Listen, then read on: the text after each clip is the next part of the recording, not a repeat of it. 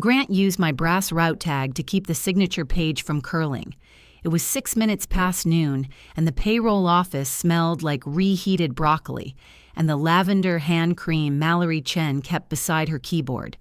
At the top of the page, my name appeared under a new heading, Independent Contractor. "After 12 years?" I asked. Grant rested both hands on the table. He'd taken off his suit jacket, but not his expression. "We're reclassifying the role, not erasing your history." Mallory stared at her monitor. "Same desk, same hours, fewer protections," Grant said, pushing the page toward me. "The work itself won't change." I stayed quiet. My weekly routine had never changed either.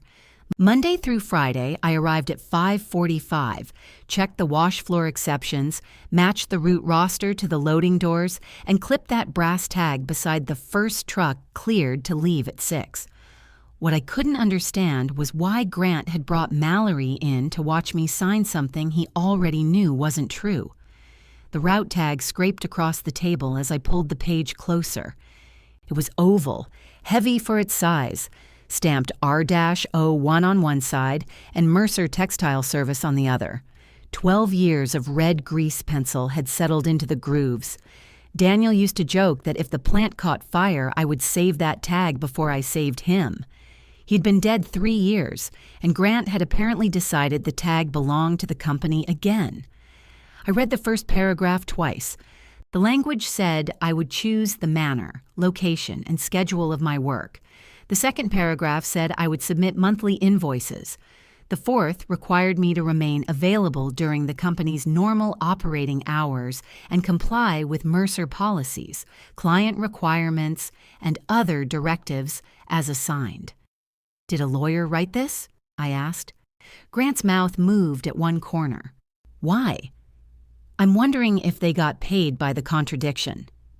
Mallory made a small coughing sound. She reached for her water, missed it by an inch, and corrected without looking at either of us. Grant pulled out the chair across from me. He was good at sitting down slowly. It made other people feel as if they had caused an inconvenience. "This is happening across the administrative side," he said. "We have positions that were built for a different version of the company. You know that."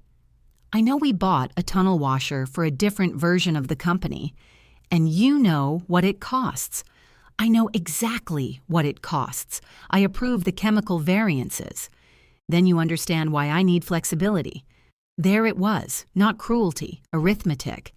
The new tunnel washer had reduced water use enough for Grant to put a blue droplet on every proposal folder, but the financing sat over the plant like weather. He'd also won the Covenant Medical Network, 11 facilities across 2 counties, by promising accurate linen counts and a 48-hour correction window. The contract had increased revenue and turned every Tuesday into a controlled emergency. Grant had done those things. He had worked for them. He could walk into a neglected loading bay, notice 3 wasted steps in a driver's routine, and redesign the whole morning on the back of a coffee sleeve. He also believed that any person who resisted one of his designs had mistaken friction for principle. "This gives you freedom too," he said. "You've been carrying too much. Now you'll be able to structure the work around your life." "My life is structured around the roots. That's habit. Covenant calls it a service requirement." His eyes flicked toward Mallory. "We're not debating the Covenant account." Mallory finally looked at me. "The benefit transition is explained on page 6. "Transition to what?" She tucked a loose strand of hair behind her ear. "You'd be eligible to continue coverage at the full premium for a limited period. Full premium meaning my part and Mercer's part. Yes. The number was printed in a box near the bottom. It was more than my mortgage." Grant leaned forward. "Naomi, you're not being let go. Your monthly rate accounts for some of that difference." I turned to the rate sheet. It accounted for $87 of that difference. "Generous," I said.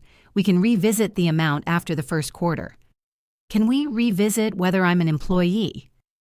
His patience thinned just enough to show. "The decision has been made." "Then why do you need my signature?"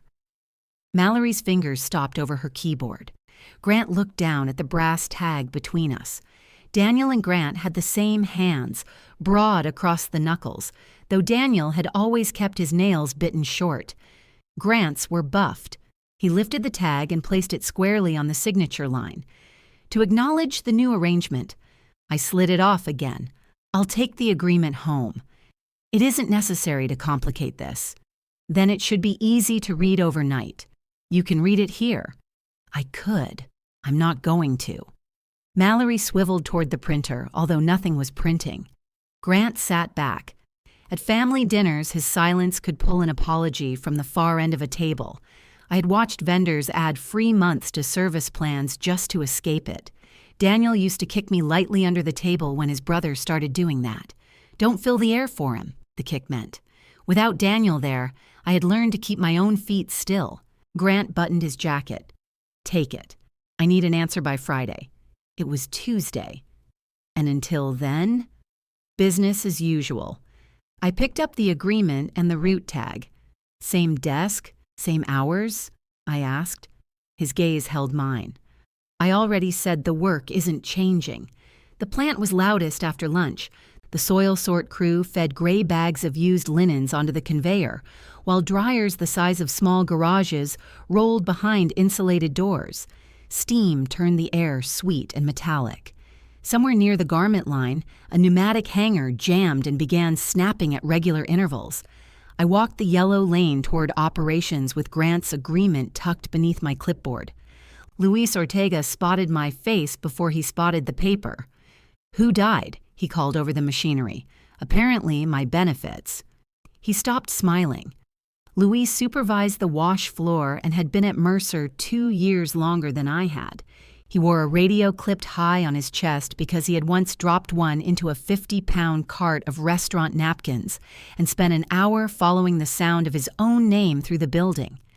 He stepped into the alcove beside the chemical room, where the walls reduced the plant to a low mechanical thunder. What happened? Grant reclassified my position.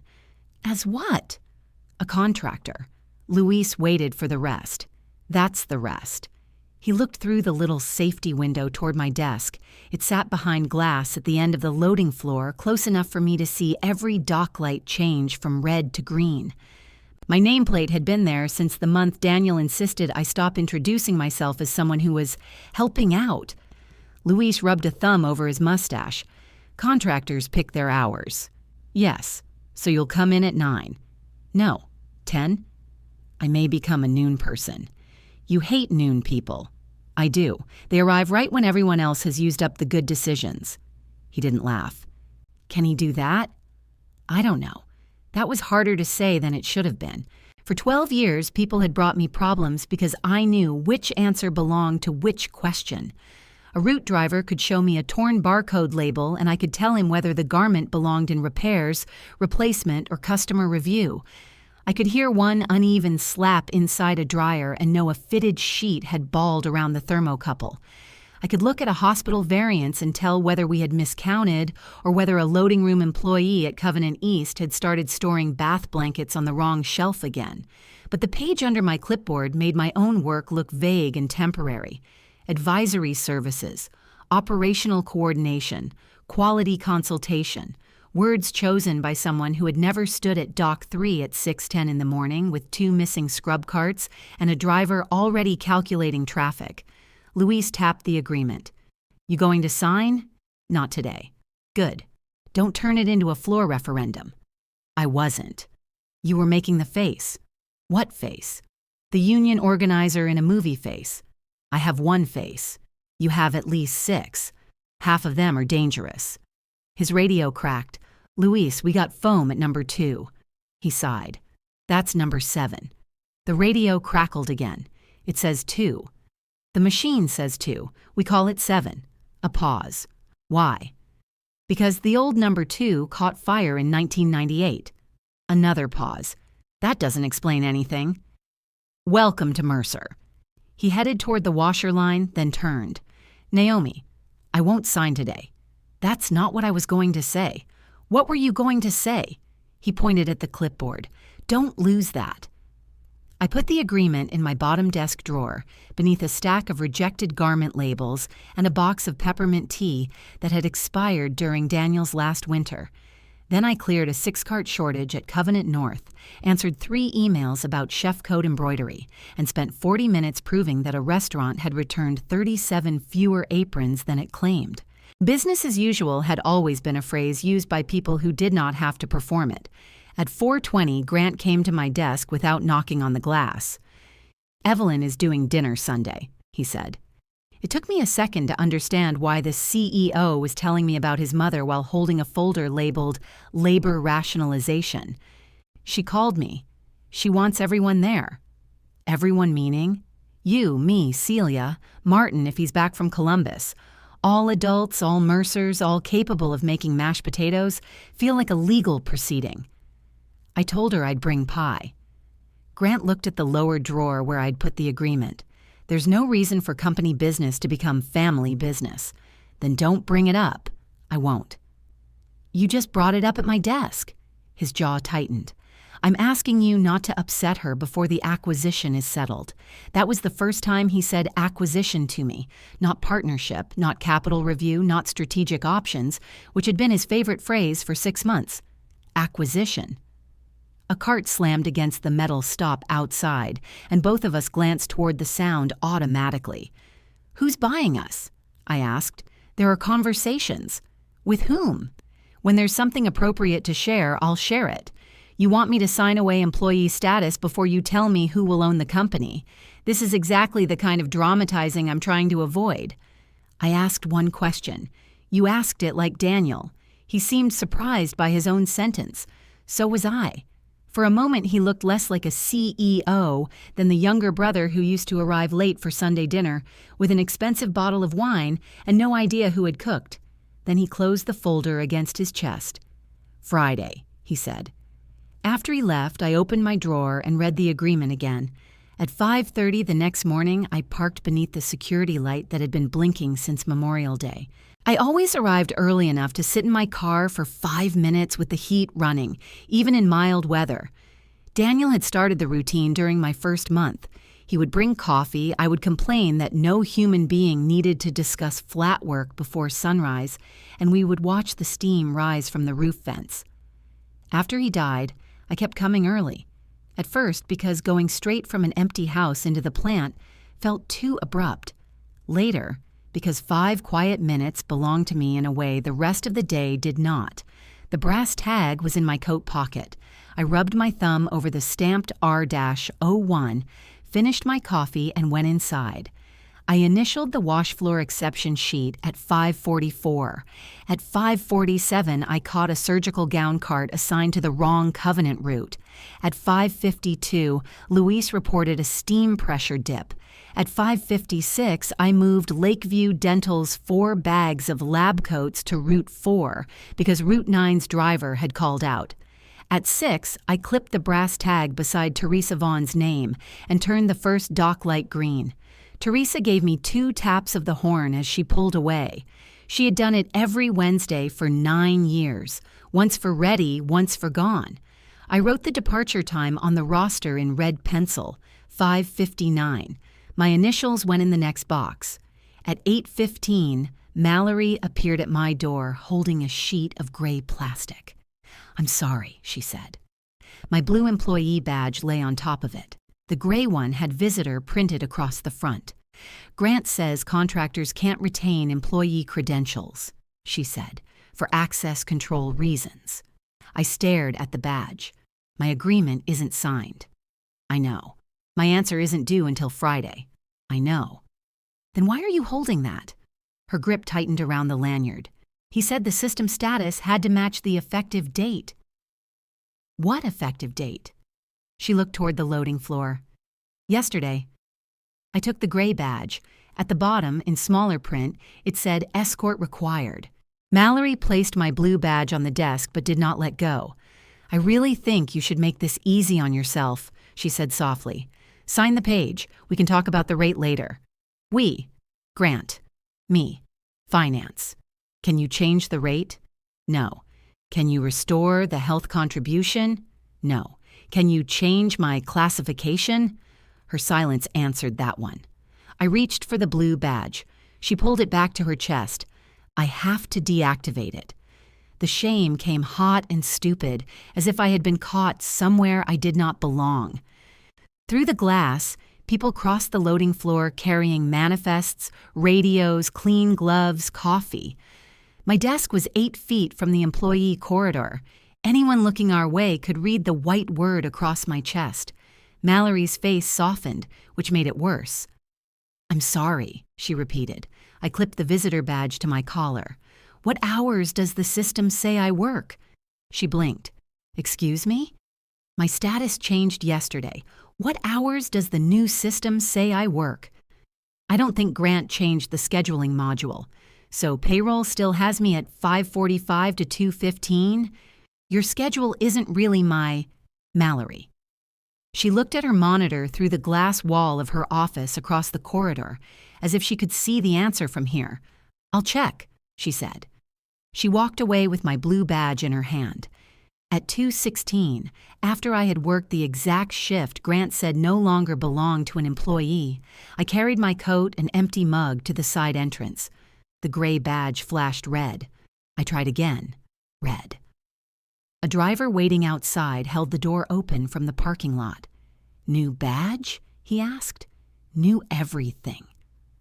Behind me, the time clock gave its cheerful confirmation beep as someone punched out. I stepped through the open door, and above my head, the access panel recorded the time I had been denied permission to leave the same workplace I was supposedly free to enter or avoid whenever I chose. The next morning, the badge wouldn't let me in either. I stood under the loading dock awning at 5:38 while a cold drizzle misted sideways onto my slacks. The gray card flashed red 3 times. Through the glass, I could see the security desk, the dark employee corridor, and the green glow of the time clock. I called the plant's main number. The automated menu offered me sales, billing, route service, or a dial-by-name directory that had not recognized Luis Ortega since 2019. At 5:43, Teresa Vaughn came around the corner carrying a gas station coffee and a paper sack. What are you doing out here? Enjoying my freedom. She held her badge to the reader. The light turned green. You need an escort? She asked, reading my card. Apparently. Should I hold your hand? Only if you want to invoice me. She pulled the door open and I followed her inside. Teresa signed the visitor log with an elaborate flourish. I've always wanted to be important enough to bring a guest, she said. The joke got me through the employee corridor. It stopped working when I reached my desk. My nameplate was gone. The 2 little screw holes remained in the gray partition where Naomi Mercer, quality and route coordination, had been mounted. Beneath them, the dust was lighter in the shape of a rectangle. My computer still recognized my password. My radio still sat in its charging cradle. Grant had stripped my name off the wall but left me responsible for 3 counties of other people's names. I put on my headset and opened the roster. At 5:47, Covenant South reported 6 extra bags from an isolation wing. At 5:50, Route 4's substitute driver discovered his truck had the wrong fuel card. At 5:53, a cartwheel collapsed outside the garment tunnel and spilled pressed mechanic shirts across the yellow lane. The plant had no respect for symbolism. By 6, every route was moving. I clipped the brass tag beside Teresa's line, drew the departure mark, and wrote my initials in the same box as always. Luis appeared carrying my nameplate under one arm. Found this in the trash beside Grant's office. He set it on my desk carefully. Maybe it jumped, I said. Very emotional plastic. It's engraved laminate. I apologize. He reached for the screws still taped to the back. Don't put it up. Why? Because then he'll make someone take it down again. Could be me. That's why. Luis lowered his hand. He had facilities remove 2 others. Whose? Darlene's in customer care. Joseph in purchasing. Reclassified? He nodded. Darlene had been with Mercer 9 years and knew every restaurant manager likely to claim a holiday closure after the delivery truck had already left. Joseph handled chemical and hanger orders from a cubicle filled with succulents he kept forgetting to water. Neither of them controlled how, when, or where they worked. Have they signed? Joseph did. Darlene told Grant she wanted an attorney to look at it. What did Grant say? That attorneys cost more than signatures. That sounds like him. Luis turned the nameplate over. You want me to hold this? I took it from him and put it in my bottom drawer on top of the agreement. No, I want to remember where it was found. At 10, Mallory sent me an email with the subject, Time Reporting Clarification. Because my employee badge had been deactivated, the timekeeping system had marked me absent for Wednesday and Thursday. As an independent contractor, I was instructed not to use the time clock. Instead, I should complete the attached invoice template with a daily description of services rendered. The template had columns for date, service, quantity, and unit price. I typed linen crisis into the service field and stared at it until I laughed. Mallory appeared at my door 10 minutes later. You can't submit that. I haven't. You shared the document with you. The description needs to be professional. Operational coordination? That's fine. It doesn't describe anything. It matches your agreement. Exactly. She shut the glass door behind her. Grant wants the first invoice Monday so accounts payable can set you up. My decision isn't due until tomorrow. I'm passing along instructions. Did you check my schedule? Mallory glanced at the wall where my nameplate had been.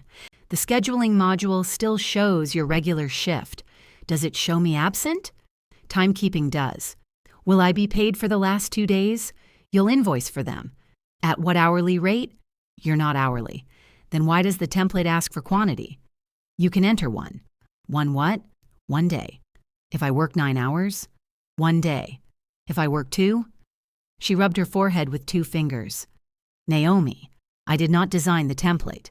I know, you just have to process it. I have 76 route premiums to verify by noon, and the floor team entered number 7 as number 2 again. Because the machine says 2. I know why they do it. Knowing doesn't help. She looked tired. Mallory always dressed as if she expected an auditor to materialize beside the copier. That morning, her blouse was perfectly pressed, but one cuff was buttoned on the wrong hole. I turned my monitor so she could see it. My roster duties start at 5:45. Grant says nothing about the work changes. The access system says I can't enter without an escort. Timekeeping says I'm absent. The invoice says I should bill 1 unit for whatever happens between those 2 systems. Which record are you using to establish what I am? Her eyes moved across the screen. I need you to sign the agreement, she said. That doesn't answer me. It would give us a document. You already have documents. They disagree. She straightened. I'll talk to Grant. Ask him whether escort time is billable. She gave me a look that belonged to the woman I had liked before Tuesday. You're enjoying that question? A little. At 4 on Friday, I carried the agreement into Grant's office. His room had once belonged to his father and had once smelled like cigar smoke, even though smoking inside the plant had been banned before I arrived. Grant had replaced the wood paneling with white walls and installed a wide monitor showing live route metrics. Green dots moved across a county map behind his desk. He extended his hand. I gave him the pages. The signature line was blank. I had attached a sheet of questions. He read the first 3, then placed the packet down. This isn't a negotiation. Then it isn't an agreement. The reclassification is effective regardless of whether you acknowledge it. Mallory already made that clear. You'll invoice accounts payable. The monthly amount is on page 5. And if I don't accept? He looked at the route map. Then you're choosing to end the relationship. Am I being terminated? You're declining offered work. Work at the same desk during the same hours under your direction. We've covered this. No, you've repeated it. Grant got up and walked to the window overlooking the wash floor. Below us, clean white sheets traveled through the folder in sharp, even folds. Do you think I enjoy this? He asked. I don't know. You've always enjoyed efficiency. That's cheap. So is the health contribution. He turned. The company cannot keep operating like Daniel is going to walk back through the door and fix everyone's feelings. The room went still around us. I had not said Daniel's name. Grant looked away first. We are carrying debt. Utilities are up. Covenant is profitable only if we make the volume efficient. I have a buyer willing to keep this plant open and retain the root operation. They are evaluating whether management can control costs. And you picked 3 names to prove you can. I reviewed functions. You removed nameplates. Because contractors don't hold internal positions. Then contractors don't supervise employees. You won't supervise them. Who clears the first routes? You'll provide coordination. Who decides whether a driver leaves without a complete load? Operations. Luis, if appropriate. Have you told him? Grant's eyes hardened. I am not required to walk you through every internal assignment. You are if you expect me to perform one Monday. He picked up the agreement and tapped the pages into alignment. Be here at your usual time. I almost smiled. As an independent contractor, as someone who has been offered a generous continuation of work. Do I choose my hours? Within operational requirements. Do I choose my location?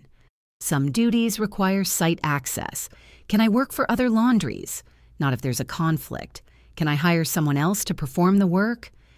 He stopped tapping. You're being deliberately difficult. I'm reading your agreement out loud. Grant came around the desk and held the packet toward me. Monday, 5:45. If you're not here, I'll assume you've declined. I took the pages. Put that in writing. His face changed. It wasn't anger exactly. It was recognition. Until then, he had been speaking to Daniel's widow, his mother's daughter-in-law, the woman who knew where the emergency keys were and never forced a family argument past dessert.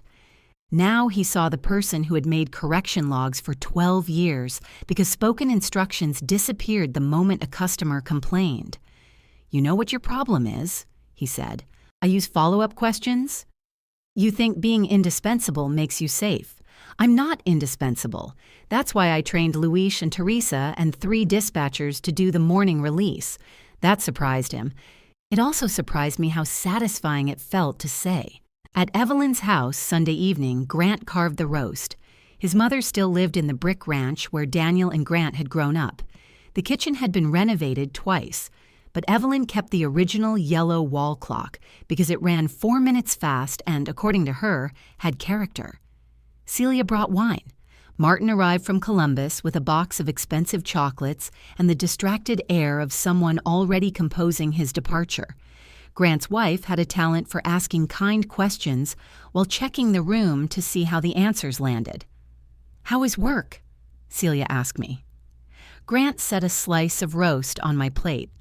Flexible, I said. His knife stopped against the cutting board. Evelyn carried in the potatoes. Grant says you're consulting now. He says that. I think it could be good for you. You've given so much of yourself to that plant. I'm still expected there at 5:45 tomorrow. Evelyn looked at Grant. I thought she could choose her hours. She can structure her services around business needs. Martin opened the wine. That sentence should come with a necktie, he said. Celia shot him a look. Grant laid down the carving fork. The arrangement is standard. Then why is Naomi upset? Evelyn asked. I'm sitting right here, I said. She touched my wrist. I know, dear. The gesture was loving and unbearable. Grant poured gravy over his potatoes. Naomi is processing a change. That's understandable. It doesn't make the change wrong. Does it save the company? Evelyn asked. It helps secure the sale. And the jobs? Yes. There was the weapon he trusted most, everyone else. Evelyn looked at me. Daniel would want you to help. My throat tightened, but my voice came out level. Daniel would read page 4. Grant pushed back from the table. Celia said, maybe we could eat before we litigate the roast. Martin lifted his glass. Too late, the roast has retained counsel. Evelyn almost laughed. Grant didn't. After dinner, while the others cleared plates, I found my pie untouched on the counter. Evelyn came beside me and began wrapping slices in foil. "You know he's under pressure," she said. "So am I." "You're stronger at this sort of thing." "What sort of thing?" She folded the foil neatly over a slice, holding steady. I looked through the doorway at Grant, telling Martin about the tunnel washer's water recovery numbers. He was animated now, precise and persuasive.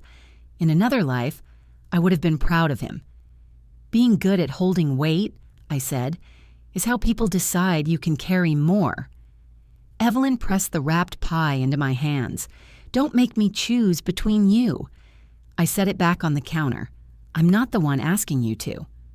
Monday morning, I waited outside until Teresa arrived to escort me.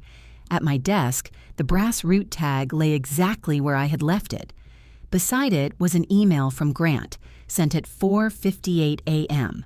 "Your presence is required on-site from 5:45 a.m. to 2:15 p.m. until further notice to ensure continuity during the consulting transition." I printed it. Then I opened Mallory's invoice template and entered 1 unit under quantity. In the description field, I typed, "Services performed under required on-site schedule." I attached Grant's email as supporting documentation and clicked Save. The invoice came back 12 minutes later. Rejected, insufficient detail. I added the route numbers, the dock releases, the covenant variance review, the garment replacement approvals, and the 43 minutes I had spent correcting a chemical order Joseph was supposedly free to place while Grant stood behind his chair. Rejected. Services must be described by deliverable. I changed the description to weekly route readiness report and attached the completed roster. Mallory called me. "Why is Grant's email attached?" "Supporting documentation." "For a deliverable?" "For the hours he required me to be on-site producing it." "You can remove that." "I can." "I won't." "Naomi, if the invoice is accurate without it, approve the invoice without it." She lowered her voice. "He's in here." Then put me on speaker. The line went quiet. A moment later, Grant said, "Come to Payroll." I carried my printed email, the invoice, and the brass root tag. Luis raised an eyebrow as I passed him. "Taking the hostage?" he asked. "It knows too much." Mallory's office felt smaller with Grant inside it. 2 bankers' boxes sat beside her desk, each labeled Acquisition Review in black marker. Her monitor showed my invoice next to the payroll system. One called me a vendor. The other still listed me under Grant's supervisory chain. Grant pointed at the chair. I stayed standing. "The on-site requirement is temporary," he said, "until further notice. For continuity." "Continuity of what?" "Your services. At the schedule I had as an employee." Mallory clicked into another window. "The issue is that accounts payable needs a consistent basis for the monthly amount. The agreement has a monthly amount. But you're invoicing by day." The template asked for quantity. Grant exhaled through his nose. "This is administrative noise." "Then correct the administration." "I'm correcting it now. Your fee will be paid in equal weekly installments if you submit a report of completed deliverables. Regardless of hours?" "Yes. And I control when I produce them?" "Within reason." "Whose reason?" He looked at Mallory. "Please give us a minute." Mallory did not move. "This is my office." Grant stared at her. She gathered a stack of root premium sheets, pushed back from the desk, and stood. "I'll be at the copier." When the door closed, Grant's voice dropped. "What are you trying to accomplish?" "I'd like my job classified honestly." "That isn't available." "Then I'd like the contract administered honestly." "Do you want to stay here?" The question reached deeper than I wanted him to know. My mug was still on the warmer beside my monitor. Daniel's old raincoat still hung on a hook in the maintenance corridor because I had never found a sensible moment to take it home. I knew which roof vent rattled before a storm and which vending machine would return a $1 coin if you pressed C7 twice. "Yes," I said. Grant's expression softened with victory, but not on any terms. The softness disappeared. "You have until the end of the week to demonstrate that this arrangement can work." By following the agreement? By cooperating? Those aren't the same thing. He opened the door for Mallory. They are to people who want a future here. At 11:06, Grant sent a company-wide clarification that did not use my name. Independent service providers retain discretion regarding work methods and scheduling. Employees should direct operational decisions through their assigned managers and avoid treating external providers as internal supervisors. At 11:09, Teresa called my desk. Am I allowed to ask you where Route 9's bags are? You can ask. Can you answer? They're in the hold bay because the restaurant added unauthorized mats. Can I move them? That's an operational decision. Naomi, I'm an external provider. Fine. As an external provider, where would you personally enjoy seeing these bags? Personally, Dock 4. She hung up. At 11:15, Luis walked in with a clipboard. You're enjoying this too much. Only the parts that aren't terrifying. He set the morning roster down. Grant says I clear departures now. I heard. I don't want it. You can do it. I know I can do it. I also have 42 people and 2 washers that have been arguing since before sunrise. I pulled a blank sheet toward me and drew 3 columns. Load exception, customer exception, driver exception. Anything in the first column you call garment or wash. Second, route service. Third, dispatch. And when all 3 happen, you drink my coffee and regret your career. Already doing half of that. We spent the next hour turning what I usually carried in my head into a release checklist. It was not a secret. I had trained people on every piece of it over the years. The difficulty was the judgment between pieces, when a 4-bag shortage meant a miscount, when it meant a client had changed usage, and when it meant someone had shoved clean linen into the wrong truck because 2 carts shared a faded green stripe. At 2:15, I shut down my computer. Luis looked through the glass. You leaving? My required on-site schedule ended. Grant's email says contractors pick their schedule. Then I picked 2:15. At 4:38, Grant called my cell. I let it ring once, remembered I was no longer being paid for availability, and sent him an email. Please describe the requested deliverable and deadline. He called again. I answered. Covenant East is missing 12 bath blanket bundles. Did they check the overflow rack? Where is that? At Covenant East. I understand that. Where at Covenant East? Across from receiving. Blue labels. They say there are no blue labels. Then someone moved the rack. How do we resolve it? You ask their receiving lead to count the correction carts and compare them to the Tuesday variance log. Can you do that? Yes. I can add an after-hours account investigation to this week's invoice. A pause. How long? Probably 45 minutes. You used to handle this as part of your job. You changed my job. I heard paper move on his end. Handle it. Please email the request. You have my verbal authorization. I'm driving. You answered the phone. At a red light. The light turned green. Email me, I said, and disconnected. He sent it 3 minutes later. The overflow rack had been moved behind a linen scale during a receiving floor repaint. The missing blankets were found at 5:21. I documented the location change, attached the client's confirmation, and invoiced 1 hour. Grant approved it at 5:24. That was my first clean victory, and it cost me more than it gave me. By Friday, Grant stopped calling after hours. He called Luis, Teresa, Darlene, and anyone else whose employee status still purchased immediate access to them. Problems took longer. Luis began arriving before 5:30. Teresa missed 2 departure targets because nobody had authority to release partial loads until Grant answered. The plant continued running. It just ran with the strained sound of a machine whose belt was 1 notch too tight. My first contractor payment arrived without taxes withheld. The amount looked almost normal until I moved money into a separate account for taxes and paid the continuation premium for my health coverage. What remained was less than I had earned as an employee. I ate lunch at my desk that day because buying soup in the cafeteria felt irresponsible. Darlene came in, carrying a brown paper bag, and shut the door. Luis says you're documenting everything. Luis needs hobbies. He says you're doing it right. Those are different statements. She placed a printed schedule on my desk. Her name appeared across the top, with shifts assigned from 8 to 4:30 every weekday. Grant had signed at the bottom. "This was issued yesterday," she said. "My contractor agreement was effective last Tuesday." "Did you sign?" "No." "Keep the original." "This is the original." "Make a copy. Give Mallory the copy."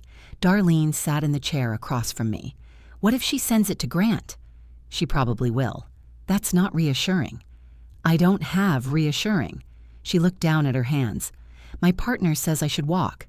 We could manage for a while. But I built those customer accounts. I know which chefs pretend not to understand replacement charges and which ones genuinely lose half their coats every season. Why should I have to leave because he found a cheaper noun?" I slid her schedule back. "You shouldn't." Joseph came in before Darlene left. He carried 3 weekly purchasing sheets and a succulent with 2 yellow leaves. "I signed," he said. Darlene looked at him. "Why did you bring the plant?" "I didn't want Grant watering it." "He never has. That's how he'd start." Joseph's sheets showed required order days, approval limits, and a line instructing him to remain available for receiving discrepancies from 7 to 3:30. "Give copies to Mallory," I said. "Together?" Darlene asked. "Separately. Use your own words." Joseph picked a dead leaf off the succulent. "My own words got me into purchasing. Then use short ones." Mallory did not speak to me for 2 days. On Wednesday morning, my gray badge registered entry at 5:46 after Teresa escorted me in. At 8:30, Payroll emailed to say my invoice would be reduced by 3 minutes because my required on-site arrival had been late. I walked to Mallory's office. She had Darlene's schedule open on one monitor and Joseph's receiving sheet on the other. "You reduced my invoice," I said. "I didn't." "Payroll did." "I am Payroll, and I didn't reduce it." I showed her the email. The sender was an automated address, but Grant's initials appeared in the adjustment note. Mallory read it twice. "He changed the invoice approval," she said. "Apparently I was late." Her face went blank in the way careful people's faces do when anger has to pass through several locked doors before it can come out. "You're paid by deliverable." "That's what you told me." "Who escorted you?" "Teresa." "What time did you begin the route review?" 5:41. She called me from outside and read the exception sheet while we waited for the door. Mallory turned to her payroll system. "The roster will show that." She opened the current week. My initials appeared beside each early route check. Then she opened the previous week. Then the week before the reclassification. She pulled a banker's box toward her, cut the tape, and lifted out bundled route rosters tied by quarter. The brass tag had left faint oval impressions on the top sheets. "Mallory," I said. She kept going. Every roster opened to the same pattern. My name, my initials, my arrival beside the 5:45 quality check. The supervisor approval, the early start differential that Payroll had calculated until Grant changed my status. She opened every roster in the first box, then reached for the second. At 9:15, she called Grant. He arrived carrying coffee and irritation. "What is it?" Mallory turned her monitor toward him. On one side was my contractor profile. On the other were 12 years of payroll-linked schedules, including every unchanged morning since he had reclassified me. She looked from the screen to him. "Why did you tell me Naomi requested flexibility?" Grant set down his coffee. "I said the position was being given flexibility. You told me the change reflected how she would perform the work. It does." Mallory clicked the adjustment note. "Then why did you dock her 3 minutes?" "That was a performance issue. Contractors don't have attendance violations in payroll." He glanced at me. "Why is she here?" "Because it's her invoice. This is an internal review." "So was the meeting where you asked me to sign," I said. Grant's voice sharpened. "Naomi, return to your work area." I stood taking the brass route tag from Mallory's desk. Behind me, Mallory said, "Darlene and Joseph brought me their schedules." The room went silent. Grant closed the door before I reached it. "You're creating risk in the middle of a transaction," he said to her. Mallory's answer came quietly. I'm identifying it. He looked at the acquisition boxes, then at the open rosters. You will process the classifications as directed. I can process them, she said. I cannot certify that they match these records. Grant's eyes landed on me. For the first time since he slid the signature page across the table, he looked less angry than cornered. That frightened me more. Grant did his best work when he found a wall. He found a wall before lunch and started measuring it for a door. At 11:42, Grant sent Mallory a memo calling the schedules legacy administrative records that no longer reflected our working relationships. At 11:49, he removed himself as my invoice approver and assigned the task to accounts payable. At 12:03, he sent me a formal notice that my availability had caused avoidable disruption to the Covenant account. The notice listed the missing bath blankets. I printed the email where he had authorized an after-hours investigation, the client's confirmation that the blankets had been found, and my correction log showing that Covenant had moved the overflow rack. Then I walked into his office. Grant was speaking to someone through his headset. No, the medical volume is stable, he said. We're resolving a temporary personnel transition. He saw the papers in my hand and pointed at the chair. I remained standing until he finished. You sent me a performance notice for a problem I solved. You solved it after escalation. At 5:21, 9 minutes after Covenant's normal receiving manager left, you weren't available when they first called. I was available as soon as you authorized the work. That distinction is exactly the problem. It's your distinction. He removed the headset. The buyer is reviewing service reliability next week. Covenant East has reported 3 count variances since you began restricting your availability. One was the moved rack. One was 6 bags Covenant added after root lock. The third was a scan error at their receiving dock. You have an explanation for everything. That's what correction logs are. You also have an excuse for everything. I set the documents on his desk, lined up by date. Remove the notice. No. Then attach these. I'll attach whatever is appropriate. I already attached them to my written response. He glanced toward his monitor. He had received it. I knew because the tracking icon showed he had opened the message twice. You're trying to build a case against me, he said. I'm trying to keep you from building one out of incomplete sentences. He picked up the Covenant log. On the first page, I had marked the original overflow rack location in red pencil 8 months earlier. On the second, Covenant's receiving manager had initialed the update after the repaint. Grant knew the system. He knew the entry was clean. For a few seconds, the fight went out of his face. Then he said, "The renewal meeting is Thursday. You'll attend." As an outside provider?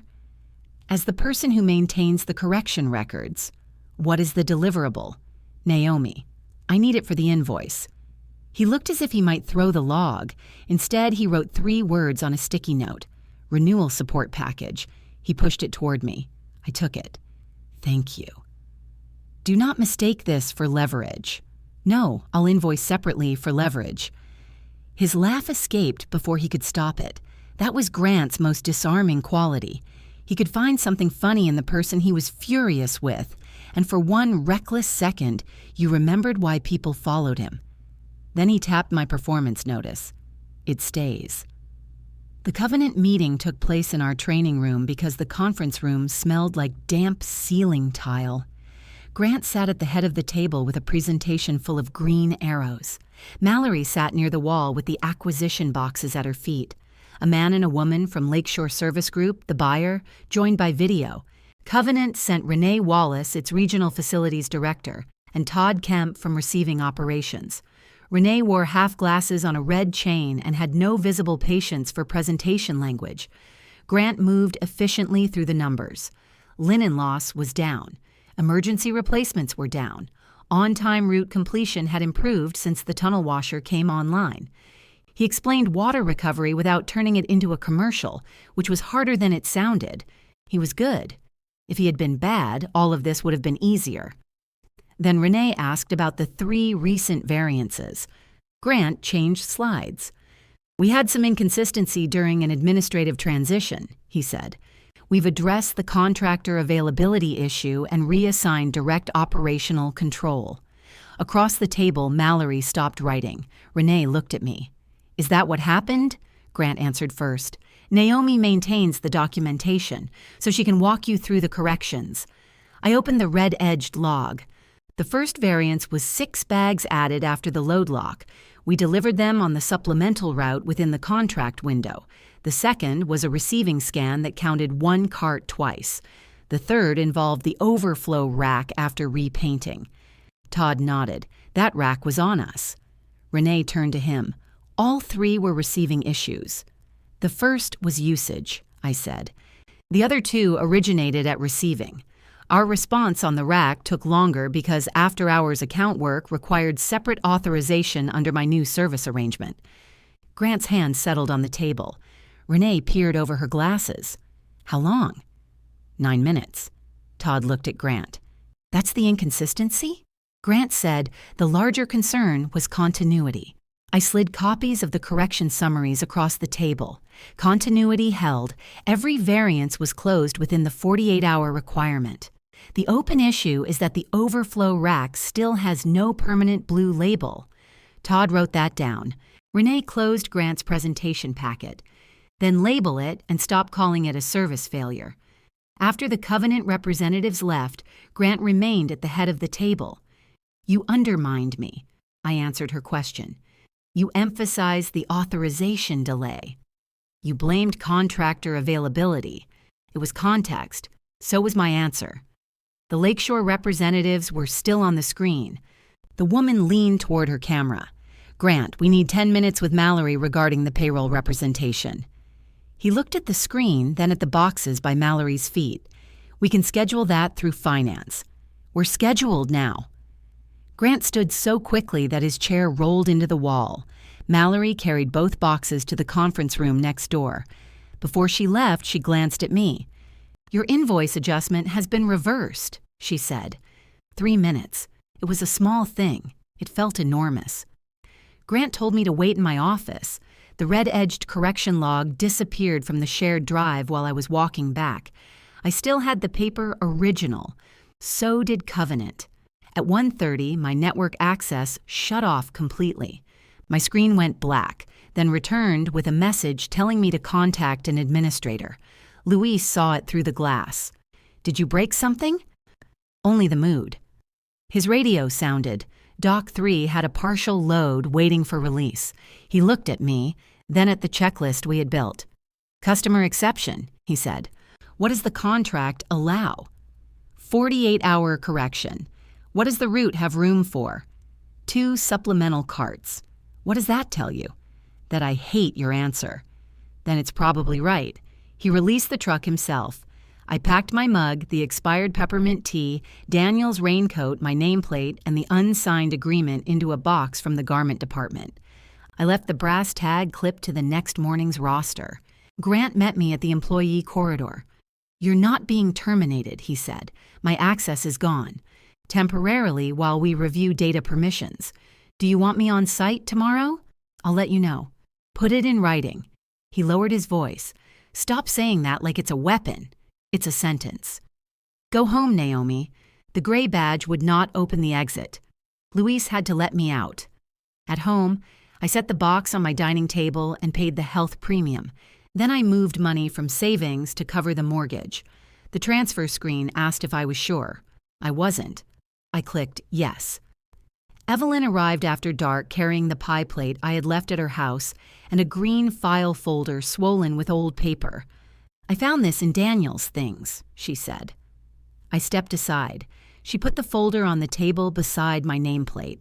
Inside were early versions of the route release procedure, written partly in Daniel's block printing and partly in my handwriting. Red pencil corrections ran through every page. Evelyn touched one note near the bottom. Naomi here at 5:45. First check. Train backup before medical expansion. Daniel had written it 10 years earlier. On the next page, Grant's signature approved the procedure. Evelyn sat down. I told you Daniel would want you to help. You did. I meant help Grant. I closed the folder. I know.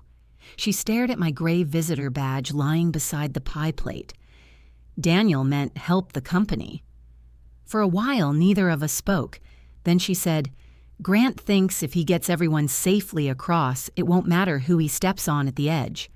He's trying to protect the plant. That doesn't make everything he does protection. I looked at her. She folded her hands. I asked you not to make me choose because I wanted that to excuse me from seeing what he chose. It was not a grand apology. Evelyn had never trusted grand things. It was better than one. The sale may cost him money, I said. He has money. It may cost him the job. He has skills. He'll say I did it. He might. Will you believe him? She looked at the gray badge again. No. Mallory called the next morning from her personal phone. Lakeshore won't accept the payroll representation, she said. Not with the rosters, access records, invoice deductions, and required schedules. I sat at my kitchen table in Daniel's raincoat because the house was cold. What happens? They're not walking away. They're reducing the labor adjustment and requiring corrections before closing. What corrections? Reinstatement to the effective dates, back benefits, tax withholding, or actual independent contracts without required schedules, supervisory work, attendance tracking, or exclusive availability. For all three of us? For everyone affected by the review, there are 5. 5. Grant had started with 3 visible nameplates and found 2 quieter ones elsewhere. Why are you telling me? Because Grant is going to call you and describe this as an opportunity to come back. My phone beeped with another call. Grant. What does he need? Continuity on covenant, clean payroll records, and your signature on a revised acknowledgement. What kind of acknowledgement? One saying the initial classification was made in good faith and resolved cooperatively. I laughed once. Mallory did not. I'm not certifying that either, she said. Grant and I met in the same payroll office where he had pushed the first signature page toward me. My brass root tag sat on Mallory's desk beside the 2 bankers' boxes. Grant did not use it as a paperweight this time. He offered retroactive reinstatement, restoration of benefits, and my former salary. In exchange for what? I asked. You resume your role through the transition and sign the resolution. What does the resolution say? That the classification questions have been addressed. Does it say, I requested flexibility? No. Does it say the original arrangement accurately reflected the work? He looked toward Mallory. No. I read the draft. There was a broad confidentiality paragraph and a release covering any claim related to classification, wages, benefits, retaliation, or termination. My departure date is missing. Grant frowned. You're being reinstated through the transition with the expectation of continued employment under Lakeshore. That's your expectation. What do you want? I placed 1 page on the table. Employee status restored from the date you changed it. Benefits paid. The invoice deductions reversed. Darlene, Joseph, and the other 2 people get a written choice between real employment and real contracting without losing their current work for choosing. Mallory wrote as I spoke. I return for 90 days, I continued.